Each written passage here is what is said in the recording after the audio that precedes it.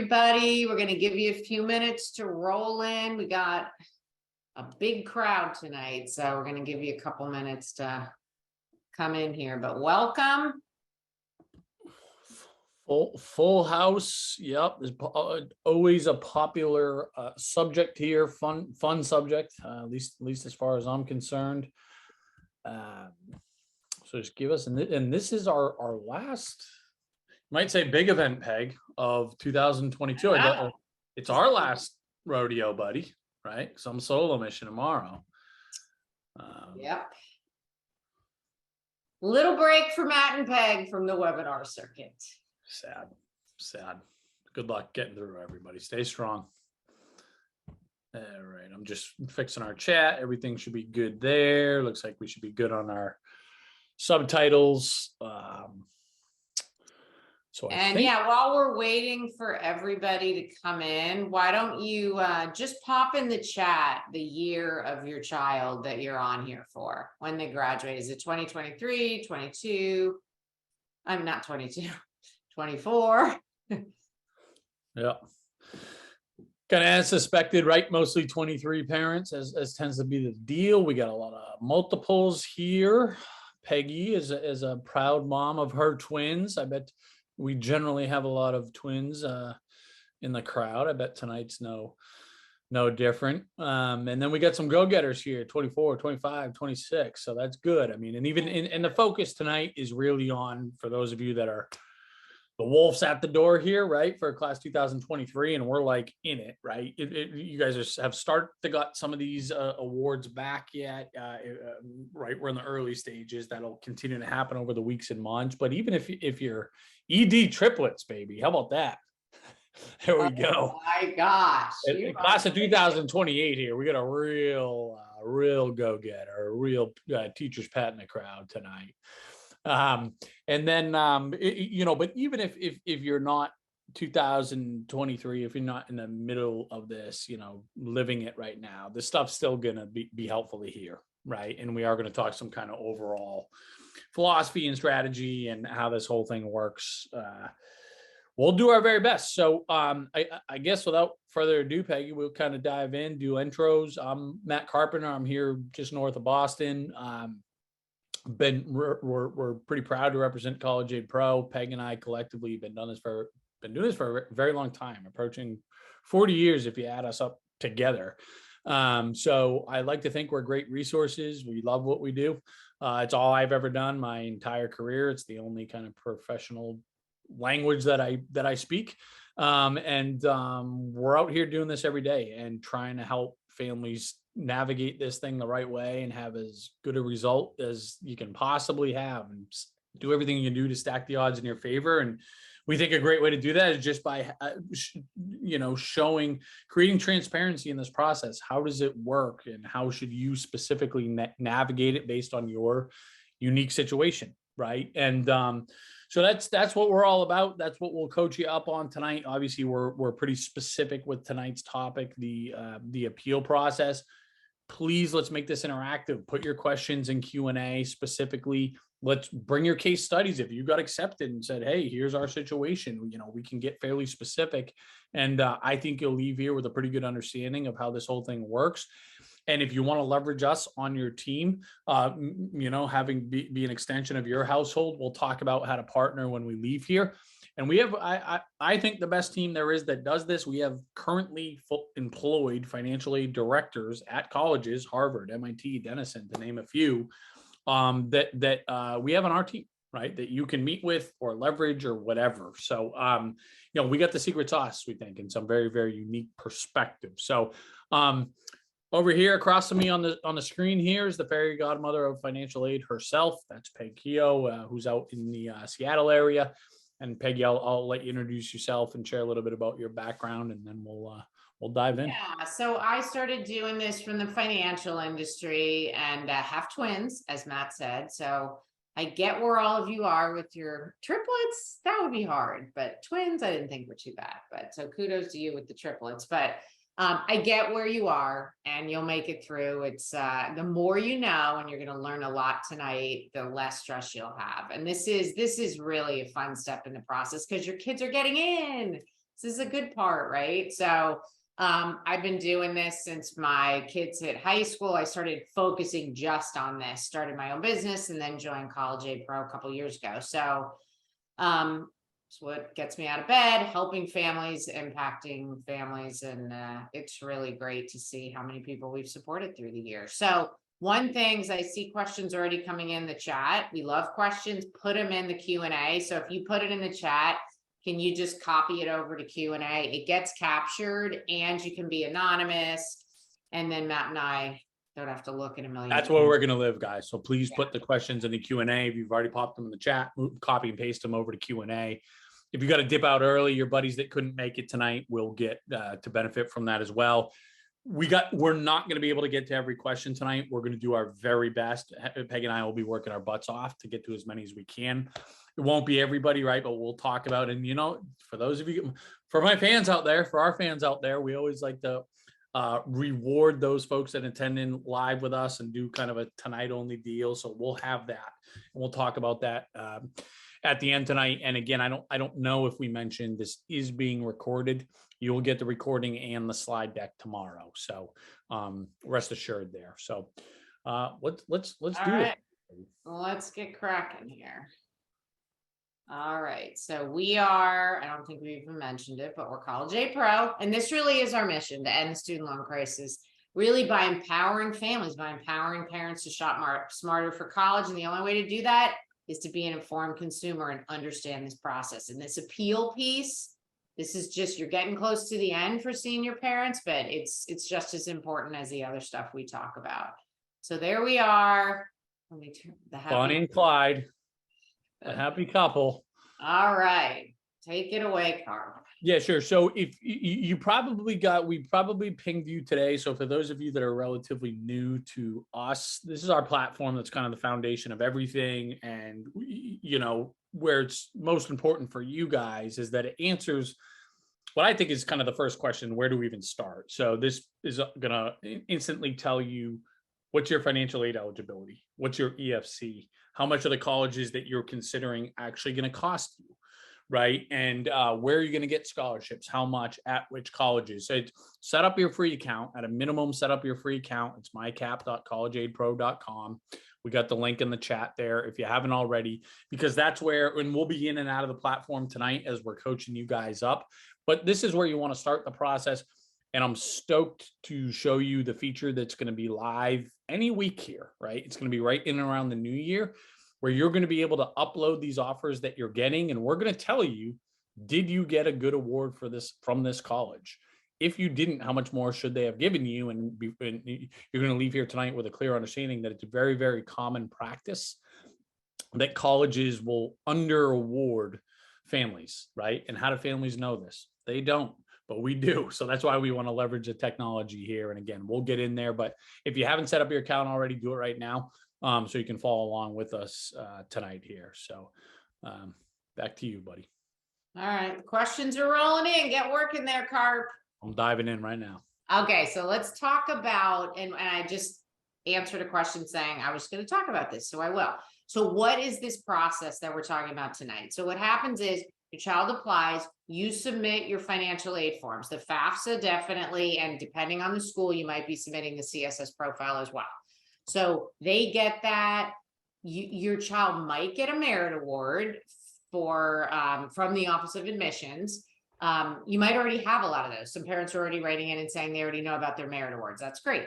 Your kid's merit award. So then the financial aid office gets to work after receiving your financial aid forms, and they start calculating need-based aid eligibility. And then they produce a financial aid award letter. That's going to have the merit award on it, if applicable, and any need-based aid. That's going to come from the Office of Financial Aid. And I can't tell you exactly when you're going to get it. It really depends on the school. If your child applied early decision or early action, those are earlier deadlines for admission and financial aid forms, they're going to get the financial aid award letters earlier. If you're applying regular admission, you might not get those till like the end of March. So just keep that in mind. So that's the process. So let's talk about what's on the financial aid award letters. There's going to be grants, and what grants are almost always is a need-based form of gift aid. And we say gift aid because this is money, this is endowment money that you don't have to repay. It could, well, and let me back up a little bit because I'm making a general statement. It's not just endowment money. That's what we're talking about, institutional awards. That's what that means. There can also be federal grants, Pell grants, and something called an FSEOG. And there can also be state grants. So all of those are based on financial need.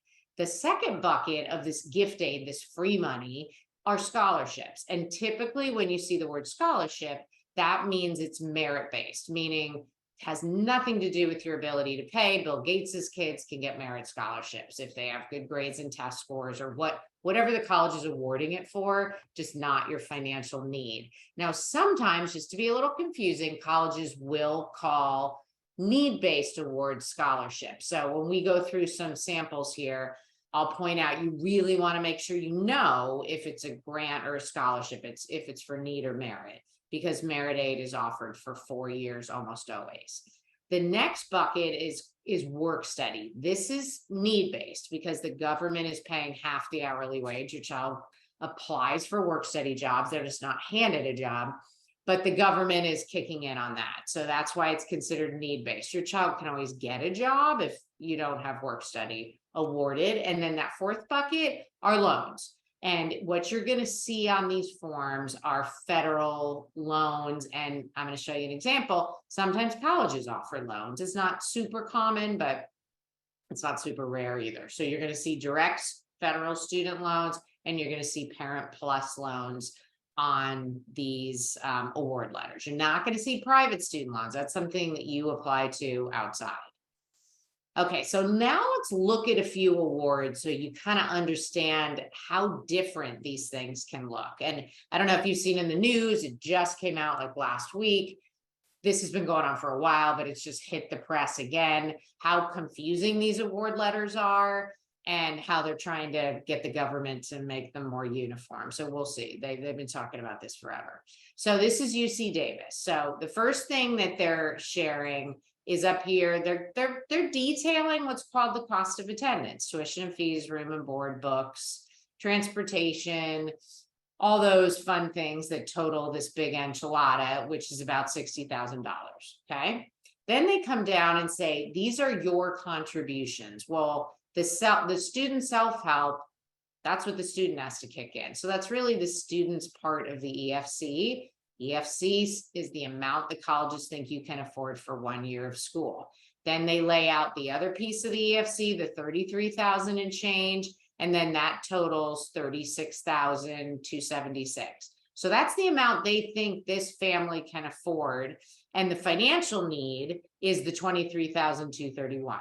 Now let's look at what they do to attempt to meet this need. So the first thing they're offering the family is a big, huge Parent Plus loan. That's the federal loan that I just mentioned. And then they're also offering federal direct subsidized and unsubsidized student loans. If the family has need, as long as the student submits the FAFSA, these will be offered unless it's a no loan school, which are very few. And if the need's there, 3,500 is the max for freshman year. So you'll see 3,500 and they'll always throw in another 2,000 for every year. So there's that. And then look at the bottom. They say, okay, well, and I should have added this because we just did a webinar this morning. You know what I really want to highlight that I didn't is this remaining cost zero. So what that's telling a family is you have no cost. It's all covered. Well, it's all covered with loans that you have to repay. So you're not paying for it now, but you're going to pay a lot more later. So this is what they're trying to get schools to stop doing because it can be very misleading. And families will look at this and think they don't have to kick anything in, right? And they don't realize what they're signing up for. This price tag of $56,374 of loans. Okay, let's look at DU and see how this award differs. So what I like about this one is they're breaking out that cost of attendance and they're explaining to you there's direct costs. That's what you're paying the school directly. Don't have as much control over. It doesn't really vary from family to family, except meal plans or type of dorm room, single, triple, double sort of thing, and then indirect costs. So this is what you're going to be paying, but you have a little control over it. Transportation expenses is one of them. If this kid lives somewhere in Colorado, they're not going to be spending almost $2,200 on transportation. So that's where there's some wiggle room, but you still want to think about it because these expenses are part of the cost. Then the next thing they go into are these grants and scholarships that I talked about earlier. And they say there's a chancellor scholarship and a resident hall grant. So it's not totally clear what that residence hall grant is. Is that merit? Is that need-based? You don't really know. So that's the kind of thing you want to check into, just because merit is guaranteed for 4 years almost all the time, and need-based is assessed every year. So if your finances change for the better, that's a great thing, but in financial aid, you're going to probably lose some of your need-based aid. So it's good to dial in and understand that. And if you have that MyCap account that Matt was talking about, you can go to DU, look at their merit scholarships, because we have them all listed for every school, and you can see that chancellor scholarship. So if in your mind you weren't sure about it, you can look it up and see, oh, it's there, that's merit. So that's another use for our software. So then they go into the loans, and you see here, you're seeing it again, the direct subsidized, direct unsubsidized. You'll notice that the amounts are different. It's not that 3,500 and 2,000. That's because DU met need, and there's not enough need to give this family 3,500 in their mind. So they're giving them 388, and then they're finishing up the 5,500 with the other amount. The other thing they're doing on here, which is kind of nice, is they're showing at the bottom here the estimated direct costs without loans, and then estimated direct costs with loans. I mean, we always like to look at stuff with just the gift aid taken out, because loans are fine and they're part of a lot of people's strategies, but they're not free, right? You got to pay them back. Let's look at Oxy here. We don't need to cover the whole award, but I do want to point out an example of what I talked about earlier. So Occidental here, they have their own loan that they're offering for $2,200. And you really should look at these, because what we've found in our experience with all the families we've worked with, these are some really nice loans with really nice interest rates. So it's probably a place you're going to start with the direct federal student loans if you're lucky enough to have a school offer it.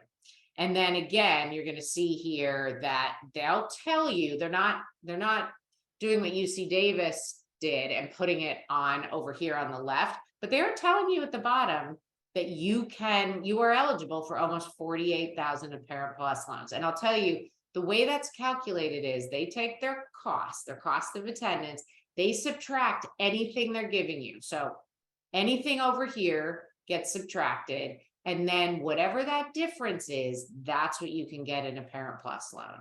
You've got to be careful to realize, again, that's a big fat loan. Okay.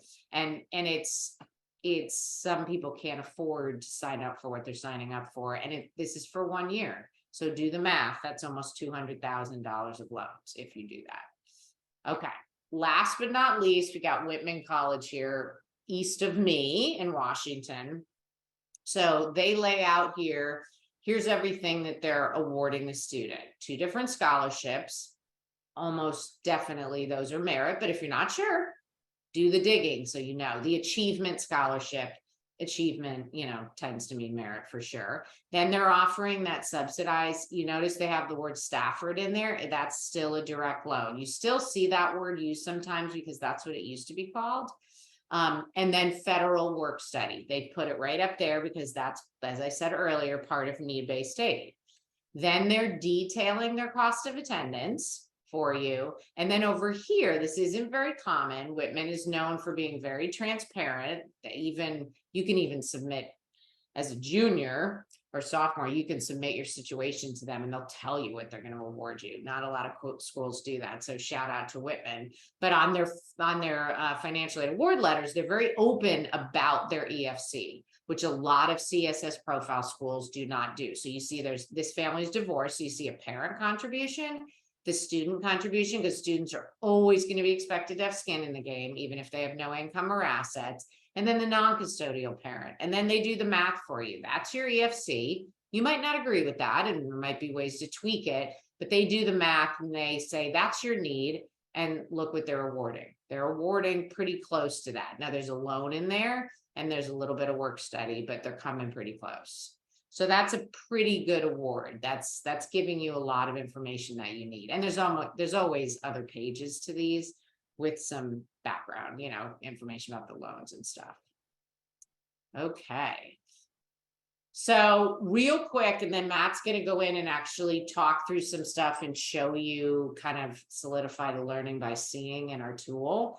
Cost of attendance, I already covered that. That's you need to know that to see if you're getting a fair award. You need to know your EFC. So that's why you want to get in the tool. Doesn't matter that you're a senior family. There's still decisions. There's still planning you got to do here. You're on this webinar for a reason. So you need to know the estimates of your EFCs, and that's how you know if you have financial need. And then with all that information, we're going to do the cost projections, and that's what you're going to compare. And Matt's going to talk about this, so I'm not going to get into it in detail, but that's what you're going to be able to see. And then when you get the actual awards, did I get a good award? You're going to be able to compare those and then start strategizing, if you didn't, about how you're going to reach out. All right. Peggy, good luck. I'm taking grenades back there. Taking absolute grenades. All right, go. I don't know if you saw me, so good luck in there. But great questions. We love it, guys. And some amazing acceptances. I mean, we kind of said it in passing at the top, but let's not forget, we're here because we've been accepted into a college. That's amazing. A lot of these, we got some discounts already. So let's not bury the lead there, right? A lot of times, and I know easier said than done, but when you're in the middle of this, you get so caught up in it that you forget, like, damn, we're doing it. Here we are, kids going off to college, we're getting accepted. And we try to remind people as much as possible that don't forget, this is the last year that your baby's under your roof, right? So let's not lose sight of that. So without further ado, what I want to do quickly is just expand on what Peg hit on here, and also give you a quick tour of the platform. So again, if for those of you that already have your account, which I know are a lot of you, this is your home dashboard. For those of you that haven't set it up yet, this is what it looks like, right? So front and center, we're showing you, here's what your EFCs are.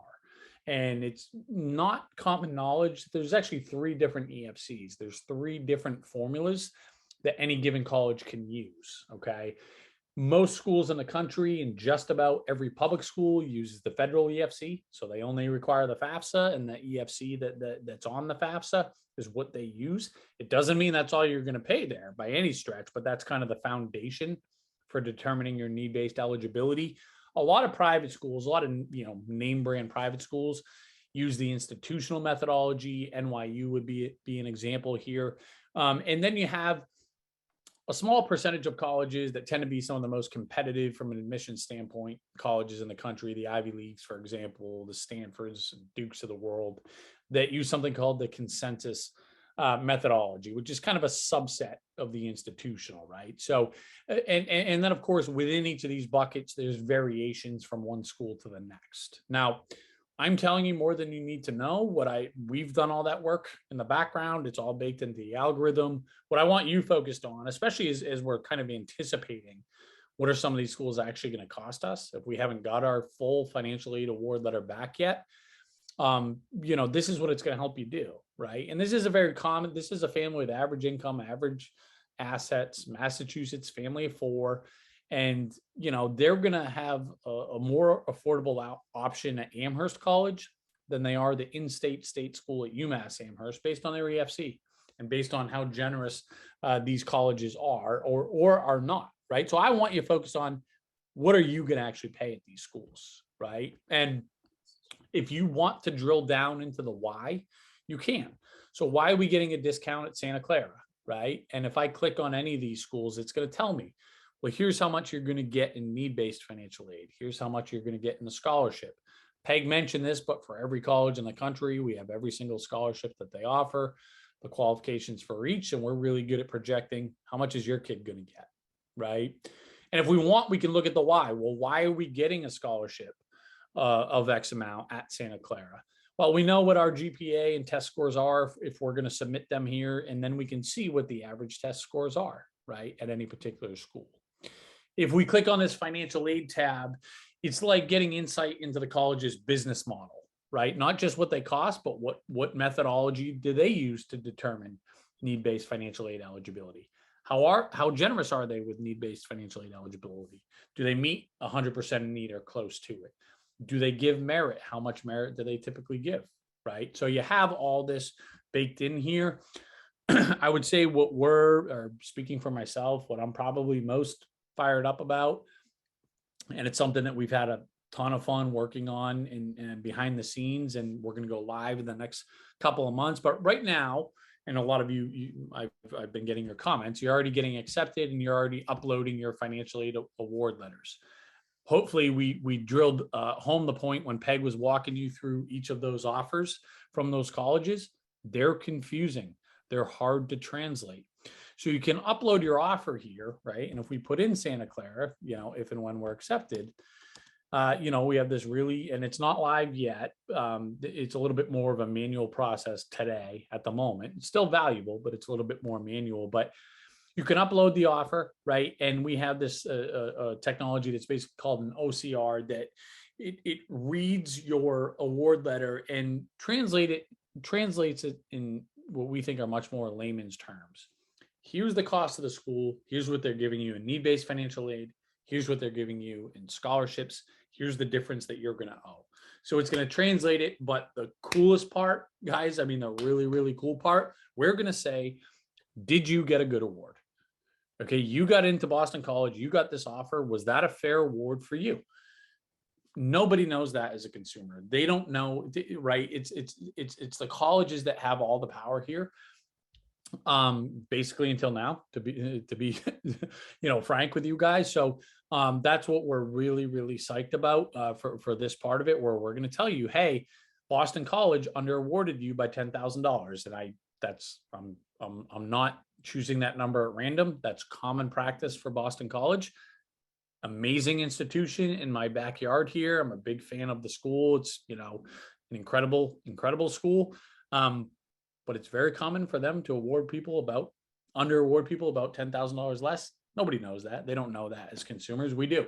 So we're going to flag it here. And we did that at about 100% success rate, specifically at BC last year. And I don't expect this year to be any different. So very, very important of the part of the process to understand, did we get a good award here? So again, hopefully some more incentive to get you on the platform if you're not already, at least the free version. At least get on the free version, guys, at a minimum. So Peggy, if you want to bring back the deck up here.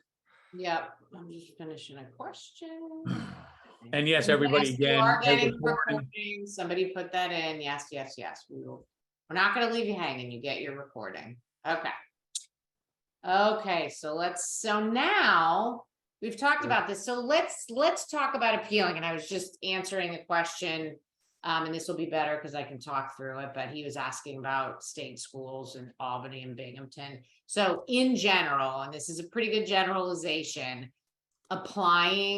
trying to do appeals with state schools is just not going to be as successful unless you have a change of circumstance. So meaning your financial situation is different now and it's not as good as it was in the year you submitted the form. So for all these senior families, everything was about 2021. So if 2022 has been a rough year for you for whatever reasons, or maybe you're now separated and you weren't before, whatever it is, that's definitely, ding, ding, ding. You want to think about appealing to any type of school.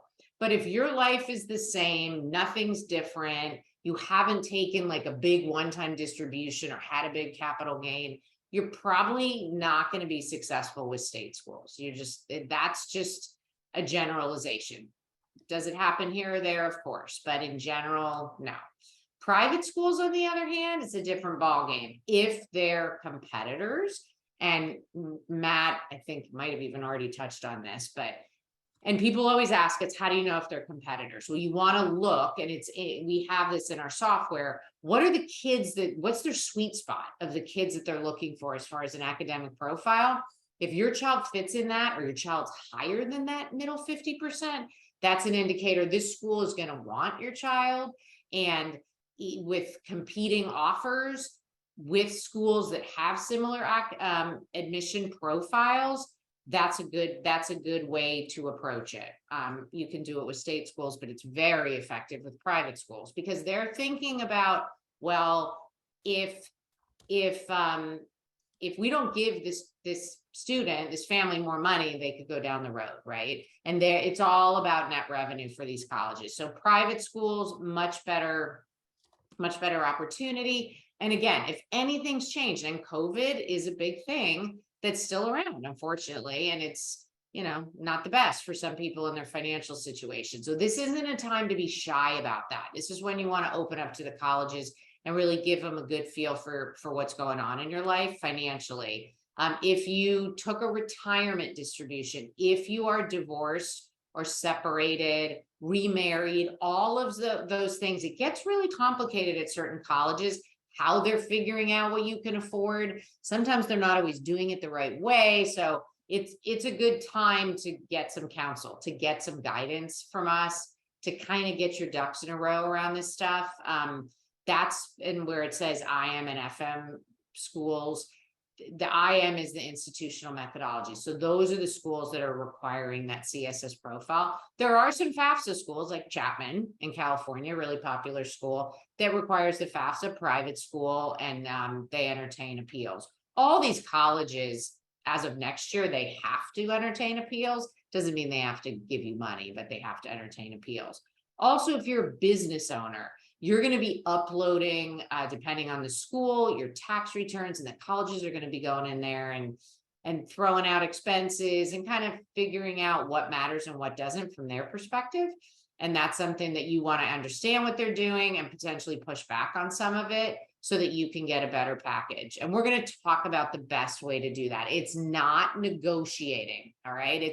You don't want to think about it like you're buying a car, right?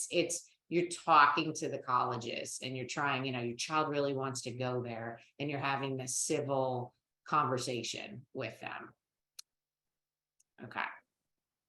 So as we said, you're going to get these slides. So this really, the top bullet I just went through. So I kind of just talk through stuff when it's on my mind. So we've hit a bunch of this stuff already. People have asked about timelines on this. You want to wait, you got to get into the school and you got to get the financial aid award letter. And ideally you have them, you lay them all out on the table, and that's when you start strategizing. Who can we play off each other? Where do you really want to go? Where'd you get the best award? That kind of thing. Okay. Another great list of things to have in your mind when you get this email tomorrow and you review it or show it to your spouse. I want to hit first bullet and last bullet here. Early decision. And I think we already had questions in there. Can we appeal ED? You absolutely can. Of course, you've lost a little leverage because you said you're going there. But as you probably know, the one way you can get out of that contract is if you can't afford it. Hopefully you did some due diligence before this, but you can definitely apply early decision. As Matt mentioned with BC, I had similar situation, not with BC last year, but with another school. A family came to me, and I could see very quickly by going into their MyCap and looking at the award, they accepted the student, no merit, even though they offer it, because he was not in that middle 50%. He was a little below, so they didn't give him merit, but they under awarded him on the need. And I could tell they under awarded him. So I walked them through how to handle it and to figure out what they should ask for, and they got more money. So my point is, yes, you can appeal early decision. You're not just stuck. You want to have good reasons, like I just mentioned before, to do it. And you don't have competing awards. That's the big downside of ED. You lose that leverage and that strategy. The other thing is you want to make sure when you appeal, you're appealing to the right department. So if it's merit aid, you're going to Office of Admissions because they're the ones that give that out. If it's need-based aid, then you're going to financial aid. So just save yourself a little time, because if you go to the wrong one, they're gonna send you over. So that's how you do that. And then other good points here that you guys can review when you get the deck. All right. There you go, Yeah. bud. Thank you. So let's spend some time on the mechanics, right? Like, okay, we're actually going to do this now, right? And obviously we've peg hit on some points, right? Do we do it through admissions? Do we do it through financial aid? But let's drill down another layer. And just for context here, and I kind of tease this at the top. This isn't just based on our experience, right? And which is I think pretty vast, and we get a big data set. But currently employed financial aid counselors and directors of financial aid help us with this on a daily basis to really give us some great insight into basically saying, here's how you come back to my institution and other institutions and maximize your odds for getting more money, right? Here's some big takeaways. Now, these first, or the first one at least, might sound really obvious, right? Bring some color to the story, bring some narrative to the story. But I don't want to undersell that piece of it, because I'm thinking about Ryan Callahan specifically on our team. He's currently the director of financial aid at Harvard Medical School. He was at MIT previous to that. He was at Boston College previous to that, and a few other schools here in the Northeast. So he's been around the block, right? And he's widely considered one of the top experts in the country. But he always tries to tell us, like, don't just brush this piece under the rug, because our job as financial aid counselors is just to have kind of these calculator brains, and we just crunch numbers and, okay, here's the family's, income and assets, and whatever the formula spits out, it spits out, and we're employed by the institution. It's not a very human process. And he always just, emphasizes the fact that it makes it my job much harder when a family picks up the phone or writes the letter, or can come in person if it's possible, right? And says, hey, the best day of our lives was when our daughter got into the school of her dreams that she worked her butt off for so long to get into. And one of the worst days was a couple of weeks later when we got your offer, and are thinking about that conversation of, we might have to tell our daughter that she can't go to the school that she earned, right? How can we make this happen with you guys, please? Right. And that kind of, to frame it in that narrative and that tone, is giving you an immediate leg up. Okay. The next thing that you want to do is ask for a specific amount. We've done our homework, Ryan. We crunched the numbers on our end. It's still going to be a huge stretch, but if you guys can come up with another $7,000, we'll figure out how to make it happen. Right. So ask for a specific amount so they can go to their committee, to their director, to say, hey, these guys are close. They this is our, we're their dream school, $7, and I think they're going to sign on the dotted line. Peg talked about this earlier, right? But any other major investment that we have in our lives as consumers, this is a natural part of the process, right? Think about going to buy a car. I know Peg, I like to use the word negotiate. Peg will physically slap me when I see her in person if I do it. So I can no longer use the word. But the car one, I think, is relevant in the sense that if you're going to buy a new car, you want to leverage dealerships against one another, right? You're going to get your new Cadillac. You want to go to the other dealership locally that also sells Cadillacs. It's the same idea here, guys. So I saw a lot of people that are got accepted in the Northeastern. Congratulations, by the way. One of the most popular colleges in the world in terms of applicants. But when I have families that I work with that are really focused on Northeastern, I make them apply to Boston University, even if they hate the school and have no intention of going there, just because they're such direct competitors. And we, so frequently leverage them against one another, right? That's one example, but every school kind of has that, handful of schools that they compete with directly. Okay. A little cheat code there is, because we get the next question you're probably asking is, well, how the heck are we supposed to know what colleges compete with our top choice, right? I think the easiest cheat code there is, what athletic conference do they play in? And I know we're not talking about athletics here, right? And most of you will not have a student athlete, but just like Northeastern and BU compete with each other academically, they do athletically too, right? And kind of vice versa. And so it's very, very common that it works out that way, right? I went to a little school called Stonehill College up here in the Boston area, awesome little private school outside of the city here. Our rival in football and all sports was Bentley University, right? And we're also rivals academically. So to this day, when I got a family that wants to go to Stonehill, I make them apply to Bentley. And if they want to go to Bentley, I make them apply to Stonehill, right? So I think you guys get the idea there. This fourth bullet point here, this is kind of like a PhD level tactic, or this is really kind of inside baseball here, right? And we wouldn't know this if we weren't fortunate enough to work with some of these financial aid counselors. But specifically, a lot of these private schools, they're going to ask for, and a lot of you already know this and have started to experience this, they're going to ask for your tax returns, W-2s, the supporting documentation, in addition to the financial aid applications, the FAFSA and the CSS profile, right? And it is not just going to be, and it's not just to verify what you put on the FAFSA and the CSS profile. Most of this is because they want to look at your expenses.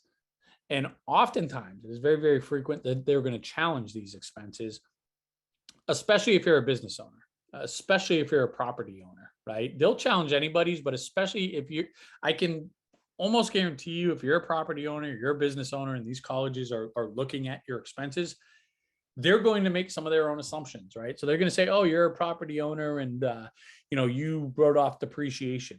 We think that's a fluff write-off. We're not going to count that. And you own a landscaping company and you wrote off $20,000 worth of equipment.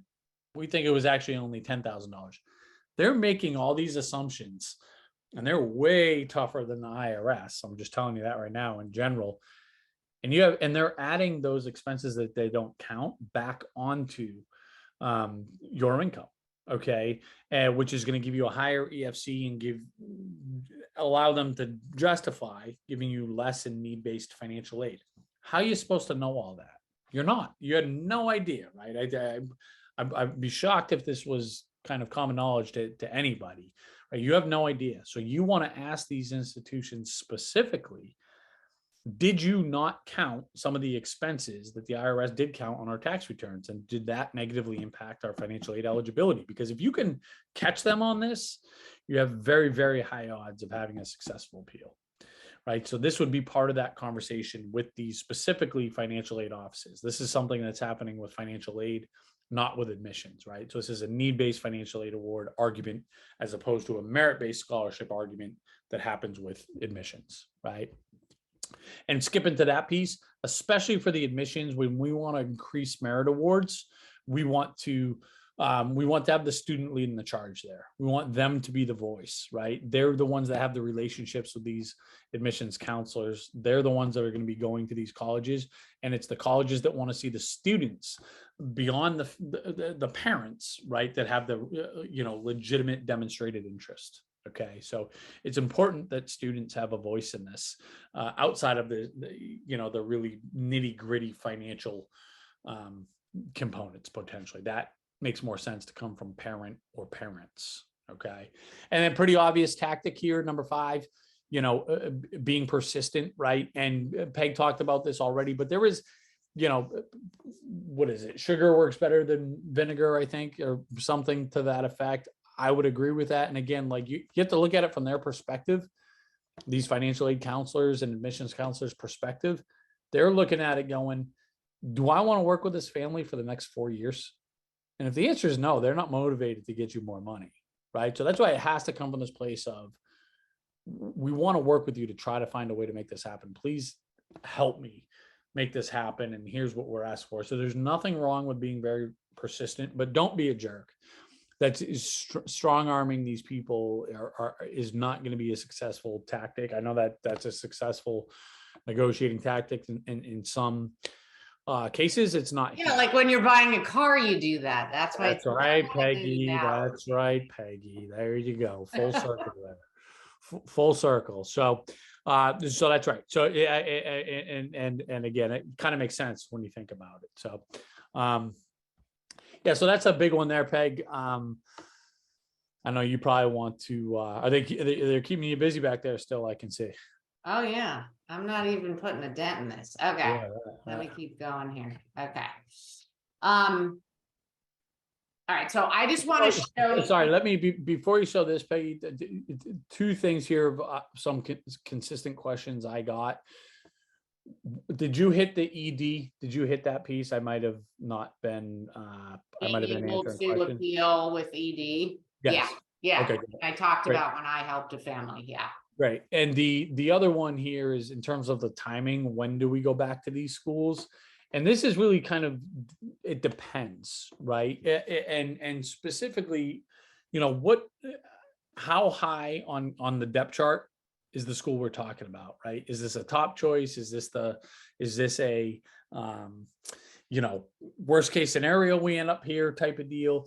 And the other thing is, do we have other offers specifically from other competing schools? So, a lot of the talk track is it's never too early to appeal necessarily, but sometimes and I would say oftentimes we'll recommend that we just sit tight for a little bit, because we want to see what other offers come in, because as we've talked about here, having this leverage from other schools that's fairly commonplace, we want to use to our advantage. So, unless it's an ED type of situation, if we're accepted early action, it's one of our top choices.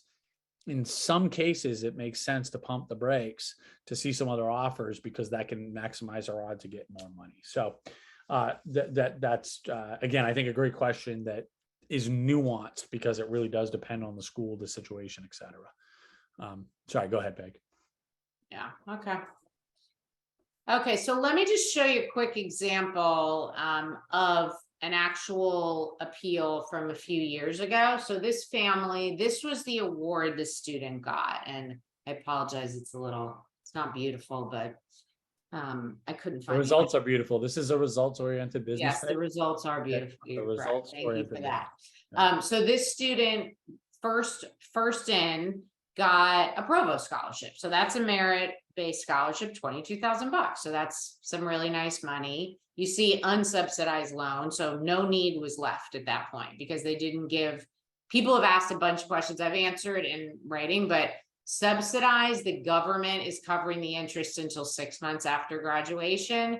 The unsubsidized portion, which is $2,000 each year, if you've got need and you max out the need part, same loan. It's just that interest starts accruing right away. You don't have to pay off these loans until 6 months after graduation, although you can pay them off early. So that's the difference there. If you don't have need, you're not going to get a subsidized student loan. It's going to all be unsubsidized, like this example.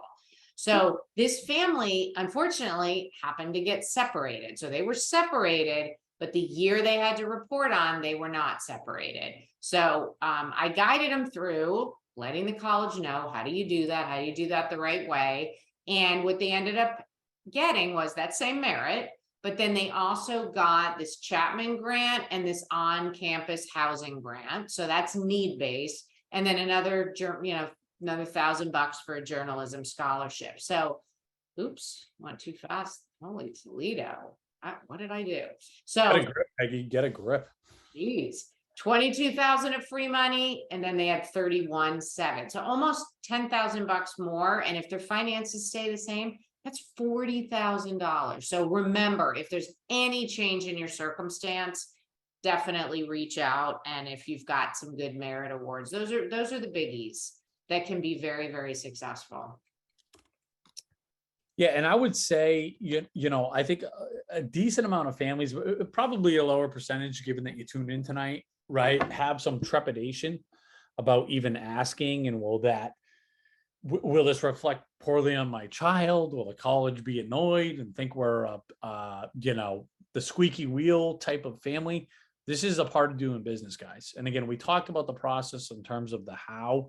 Right? We're not recommending that anybody be jerks and not grateful for what they got and all that, but this is a part of doing business, is a very natural part of the process. And with incredibly few exceptions, you have nothing to lose, right? Our worst case scenario here is that you're out a little bit of sweat equity and they say, sorry guys, we did the best we could. Okay. And that's it, take it or leave it. Right. I mean, so again, with very few exceptions, that's kind of the mindset, and you are not being, even if you feel like you got a good deal, guys, make it better, right? That should be your mindset. Okay. Now we got again, as I kind of pointed to at the top, there's no way we'd be able to get to all the questions tonight, and we won't, but I want to keep hammering away. But before I do, I want to make sure that everybody has a very clear idea of how you can leverage us and our team and our experience, for any part of the process, but specifically for kind of the subject matter tonight. So what I'd recommend, if you already have your MyCap account set up, actually, I might even, Peggy, if I can share, I'll just kind of show my screen. Sure.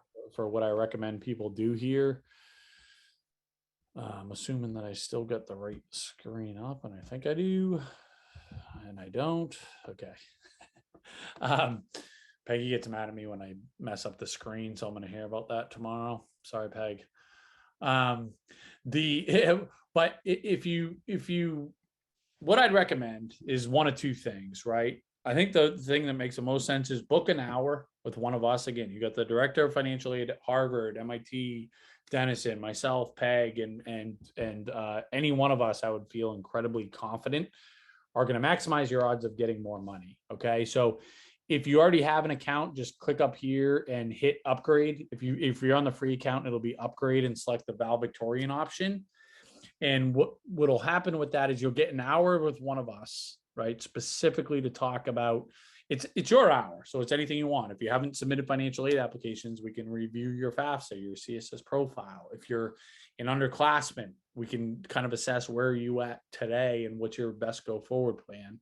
And if we're talking about financial aid awards, even if you haven't got the offer yet or the acceptance, guys, book this tonight and you can schedule the meeting whenever, because we got 22% off tonight and it's our tonight only deal, right?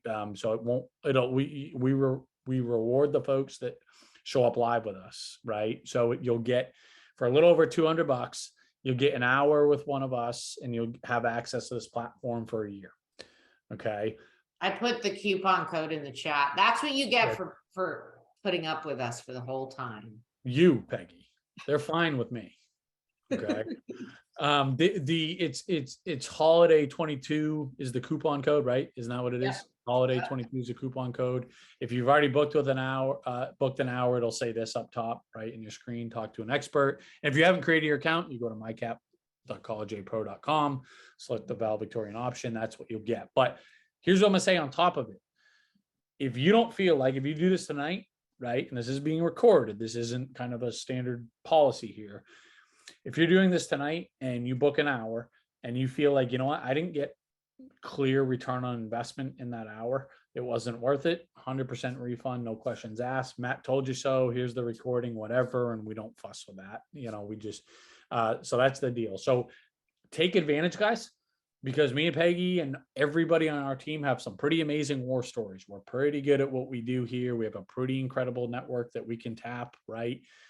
Usually we'll get another $3,000, $4,000, $5,000, but that's per year. That's tax free, right? So that's a pretty good ROI on $200, and then we have some ones where we've done over $40,000. Obviously those are the outliers, right? And there was a reason why that happened, but we're very good at what we do. If you're a total DIYer and you don't want to talk to anybody else at all, I'd still recommend that you at least upgrade to the full version of our DIY platform, the Scholar option. And that, because specifically for this piece of it, this is where we're going to be able to show you, did you get a good award? The free version will at least help you translate the award, but our upgraded version will, we'll tell you, is this a good award? Did how and why and for how much can you go back to this particular college? So again, I know the last thing people like to think about at this stage, as we're getting ready to pay a lot of money to these colleges, is paying money now, but I believe in my guts it's a wise investment, and I'm putting my money where my mouth is. If it's not, we'll give you your money back. So, and again, it doesn't have to be for the appeal process. We could be talking about, again, reviewing your financial aid awards, talking about what other schools should we apply to that are competing colleges, whatever it is, talk to one of us in addition to having access to this whole thing for a year. Don't overthink it, guys. Okay. Do not overthink it. So I think those are my biggies, Peg. I don't know if there's any more, kind of frequent. No, I just want to, a bunch of questions from divorced families about what if the one parent doesn't want to submit data. I mean, that's a real tough one. I mean, there's a waiver, there's a non-custodial parent waiver that you can submit. In my experience, a parent just not wanting to do it or not willing to do it is usually not gonna get you the waiver granted, unfortunately. So anything that you can talk to that person and just say, just submit it. I mean, because they typically will not give out their endowment money if they don't have that on file. So it can be Yep. really, really punitive for the family and for the student. That's Let me just add to that, because I saw a bunch of those questions too. Thank you for bringing it up, because I wanted to hit on this. It's school specific, right? So for the colleges that are requiring that non-custodial info, you have to contact them directly, say this is the deal, and they'll each have a different process. There's a ton of overlap, and some of them use the exact same, but they'll each have their own process to say, here's what we need from you in order to for you to throw your hat in the ring to be considered for what's called the non-custodial waiver, which basically means, okay, guys, don't worry about the non-custodial household. We're not going to ask you for it, whatever. But to Peg's point, they usually won't accept, because that other parent will refuse, right? They're going to say, usually it's got to be pretty extreme circumstances. We don't know where they are. We haven't seen them in X amount of years. There's zero child support, zero financial support, or some of them are even stricter than that. And there's got to be, they're incarcerated, or there's been a legal restraining order type of deal against them. it's not It's safe, nasty. It's nasty. But you at least have to apply for it. And again, if you get denied, and I know, believe me, Peg and I have a ton of experience with horrible situations like this.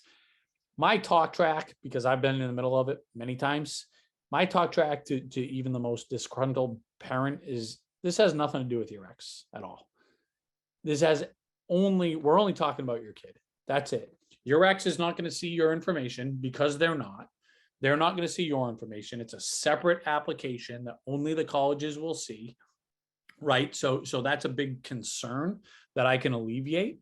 But, I would, again, if you get in that horrible situation where the college says, no, we're going to require the ex's information, and it's a really contentious situation, I just come at it from that angle to just say, this is not about us. This is about our kid.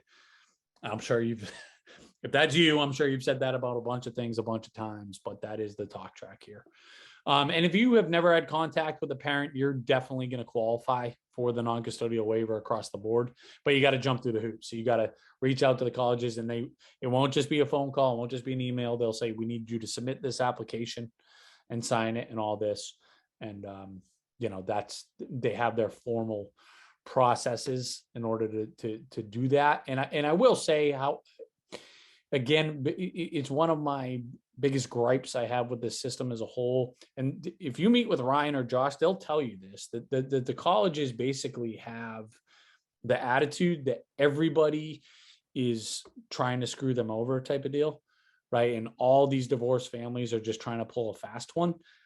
And so that's kind of the baseline attitude that they have, is like kind of guilty until proven innocent type of deal.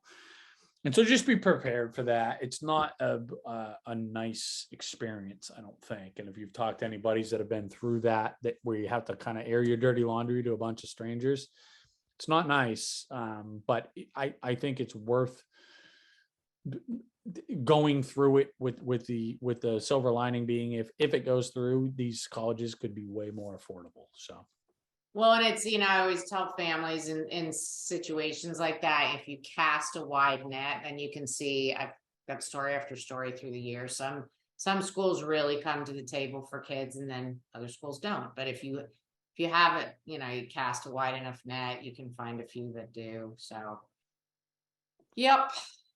Yeah. All right. Well, the last thing I'm going to put in the chat, and we didn't bring this up, but another resource we have is called Office Hours. So every other Monday at 4 p.m. Pacific, 7 Eastern, and all the other time zones, one of us, our buddy Dan Bizig, is covering it a lot lately. just hop on with him. He'll talk through some stuff and you just can fire away your questions at him. So that's another way we want to, support you guys along this process. It can get pretty crowded there. So, no guarantees that your question will get answered, but we'll do our best to hit it. And a lot of parents love it because they get to hear all these other questions that are asked and they learn. So that's another great place, especially you juniors that are in here too, and you're just starting to learn and get into this process. Yeah, that's perfect, right, guys? So it's like it's a version of this, I guess. Every other Monday, 7 Eastern time is when we do it. You'll get reminders so long as you just sign up through that link, right? And that's one of those deals of like, hey, I got a really quick question I forgot to ask to Matt and Peg that night. I don't want to book an hour. That's the place to do it, right? Just show up to that. But like I said, guys, I know I'm being, my daughter's 8 years old, right? So we are in prime Santa time. Okay. So Christmas is expensive around these parts, Peggy. Okay. So you got to sign up for those hours, guys. It's bigger. Oh, it's cheap out here. Yeah. Right. But in all honesty, right, this is, if you're thinking at any point over the next year, you could benefit from an hour with one of us. Sign up tonight, get your, whatever it is, 22% off. I think it's like $70 off. And you're going to thank yourself. And if I whiffed on this, you're going to get your money back. So yes, and we are sending out the recording tomorrow. Somebody, Madison, you just joined. Yep, we are sending the recording, the slides, and with the office hours, it's a recurring webinar. So you sign up, and then you'll get reminders when it is every time. We send out recordings of that. We post them in the community. So even if you can't make it on a given Monday, you can always go back and check it out. So you'll be good to go.